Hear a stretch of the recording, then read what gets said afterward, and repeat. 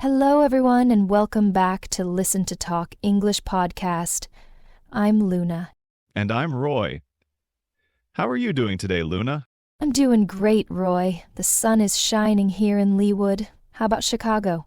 Chicago's good too, Luna. A little bit windy as usual. Of course. Well, today we have a really interesting topic for our beginner English learners. Yes, we do. Today we are going to talk about something that you might not always find in your English textbooks. That's right. We're talking about what native speakers really say and why it's not in textbooks. This is so important for understanding English in real life. Sometimes the way people speak is a little different from the formal English you learn in class. Exactly. So, let's start with something very basic. Greetings. In textbooks, you usually learn, hello. That's correct. And how are you? Yes. And these are perfectly fine to use. But native speakers often use shorter, more casual ways to say hello. Like what, Luna? Well, instead of hello, you might hear people say, hi. Hi. Yes, that's very common. And even shorter, hey. Hey. That's right. You hear that a lot between friends. Exactly. So, if someone says, hey to you, it's the same as saying hello. It's just more informal. And instead of how are you, what do people often say? Good question, Roy. You might hear, how's it going? How's it going? Yes, I use that one a lot. It means the same thing as how are you. It's just another way to ask. And sometimes people say, what's up? Yes, what's up? This one is very casual. It's like saying, what's new? Or what's happening? So if someone says, hey, what's up? What's a good way to answer? You can say not much or nothing much. It means there's nothing special happening. You can also just say hi or hey back. That's good to know. Sometimes when I first came to Chicago, I wasn't sure how to answer what's up. It can be a little confusing at first. Another one you might hear is, how are you doing? How are you doing? That's similar to how are you and how's it going? Exactly. So, remember these casual greetings. Hi, hey, how's it going? What's up? And how are you doing? They are very useful for everyday conversations. Okay, let's talk about goodbyes. In textbooks, you usually learn goodbye. And see you later. Yes, those are correct. But native speakers often use shorter ways to say goodbye, too. What are some examples, Luna? Well, the most common one is probably bye. Bye. Very simple and very common. Exactly. You can also say see ya. See ya. That's a short way of saying see ya. Right. And sometimes people say later. Later. That means see you later. Yes. Or catch you later. Catch you later. I like that one. It sounds friendly. It is. Another one you might hear, especially if someone is leaving, is take care. Take care. That's a nice way to say goodbye and wish someone well. Yes, it is. So instead of just goodbye, you can also use bye, see ya, later, catch you later, or take care. These are all good options to remember. Now, let's talk about short responses. Sometimes in textbooks, you learn very formal ways to say yes and no. Like, yes, I agree, or no, I do not agree. Exactly. And while these are correct, native speakers often use much shorter responses. For yes, you might hear just yeah Yeah, that's very common. or yep. Yep. I hear that one a lot in movies. Me too. And sometimes just uh-huh. Aha. It's like a short, informal yes sound. Right. You usually say it while nodding your head. And for no? Instead of no, you might hear nope. Nope. That's the opposite of yep. Exactly. Or nah. Nah. That's another short way to say no. And just like with yes, you might hear uh-uh. Uh-uh. That's the informal no sound, usually with a shake of the head. Exactly. So, remember, yeah, yup, and uh-huh for yes, and nope, nah, and uh-uh for no. These short responses can make your English sound more natural. Absolutely. Now let's talk about filler words. These are words that native speakers often use when they are thinking or when they want to make their speech sound less direct. Filler words? What are some examples? Well, the most common one is probably Yes, I hear that a lot. It's like when you are thinking about what to say next. Exactly. Another one is, it's very similar to, So if someone says, I went to the store today, it just means they are pausing to think. Exactly. Another very common filler word is like. Like. This one can be a little tricky for learners. It can be. Sometimes like means similar to, but often it's just a filler word.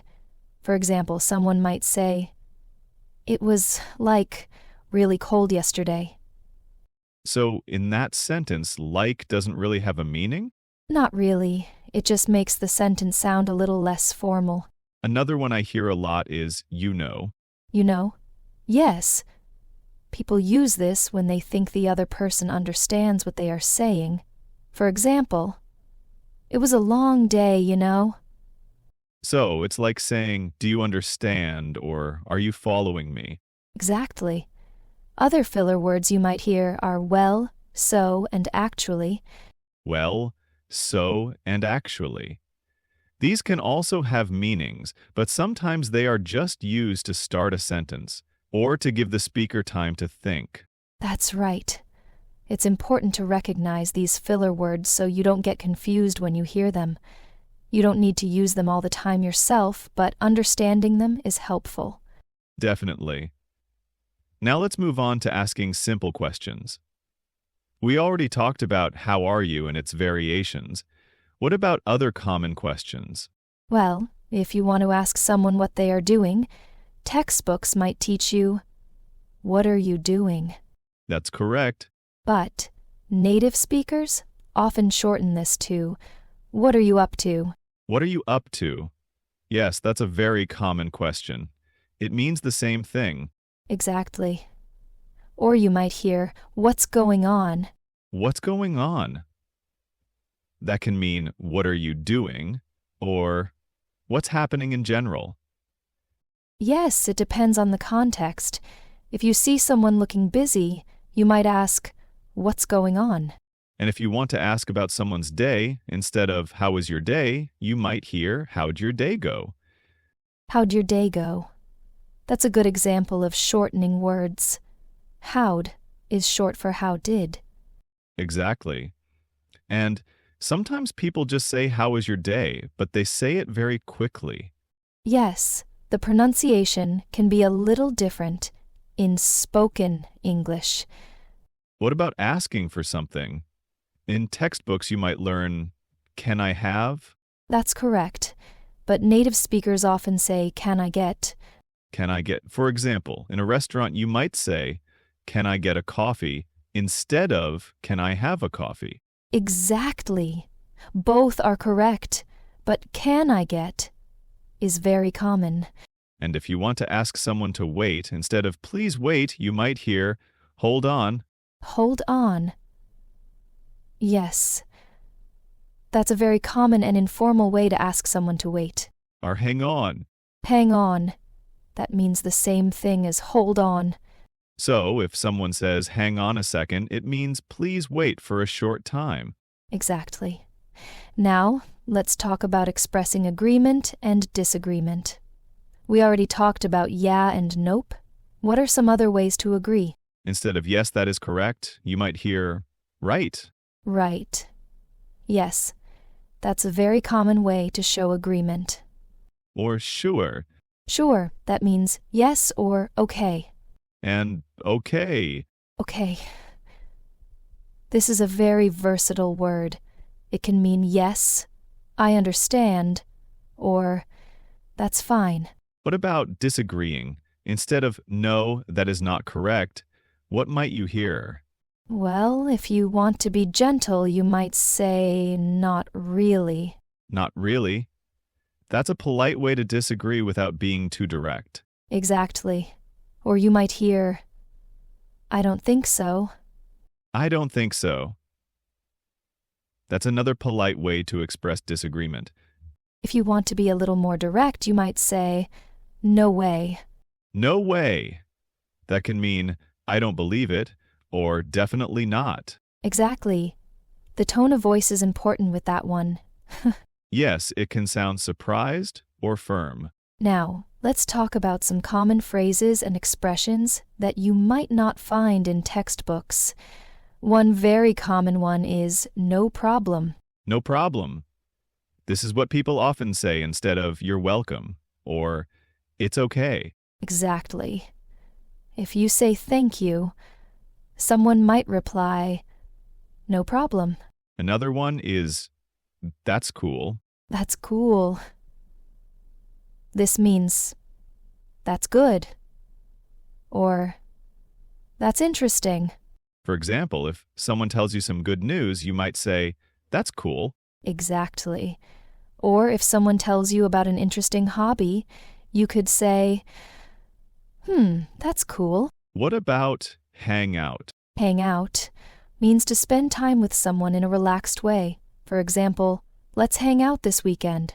So it's like saying, let's spend time together casually. Yes, exactly. Another phrase you might hear is, what's the matter? What's the matter? This means what's wrong or is there a problem? Yes. If someone looks sad or worried, you might ask, what's the matter? And if you want to encourage someone, you might say, go for it. Go for it. This means, try it, or you can do it. It's a very encouraging phrase. Exactly. Another common one is, never mind. Never mind. This means it's okay. Don't worry about it. Yes. If you ask someone a question and then realize it's not important, you might say, never mind. What about take it easy? Take it easy is a way to say goodbye and wish someone well, like take care. It also means to relax. So, if someone is stressed, you might tell them to take it easy. Exactly. These are just a few examples of common phrases that native speakers use all the time. They are so useful to know. Now, let's talk a little bit about why you might not find these exact phrases in your English textbooks. That's a good question. Why do textbooks sometimes use more formal language? Well, textbooks often aim to teach you the basic, grammatically correct forms of English. This is a good foundation to start with. That makes sense. They want to make sure you understand the rules first. Exactly. Also, textbooks are often used in many different countries, so they might try to use language that is understood by everyone. So the informal language we use can sometimes be specific to certain regions or cultures? Yes, a little bit. But the phrases we've talked about today are very common in American and British English. Another reason might be that textbooks want to teach you the language that you might use in more formal situations, like writing or giving a presentation. That's also true.